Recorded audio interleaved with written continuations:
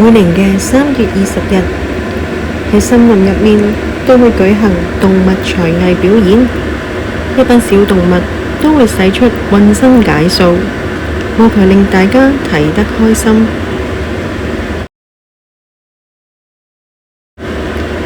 今年表演嘅小動物有4組，佢哋為咗個表演好努力咁練習，不如睇下佢哋表演成唔成功啦。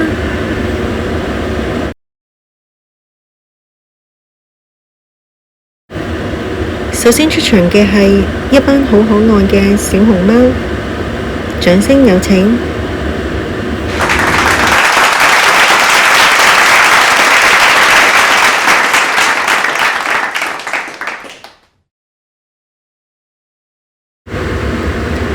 佢哋真係好齊心啊！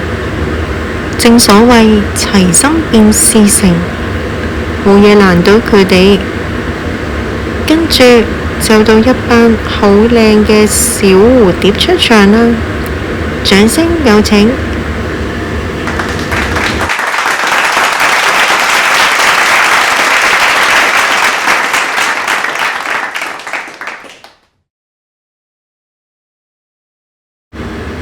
班小蝴蝶真係跳得好靚啊！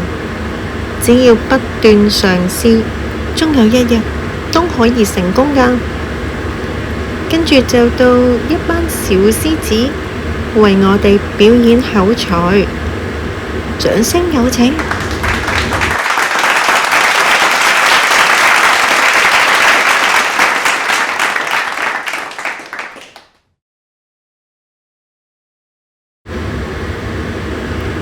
班小獅子嘅口才真係了得。咦？係咩聲音啊？原來係一班小兔打緊手鈴，掌聲有請。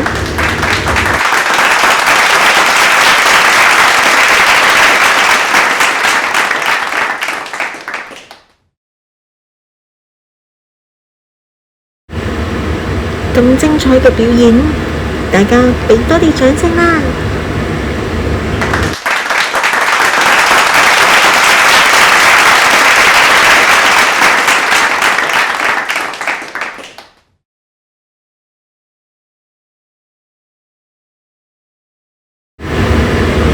咁多位小動物都有自己嘅長處同埋短處，遇到困難唔緊要，只要努力嘗試唔放棄，終有一日會成功。多謝大家。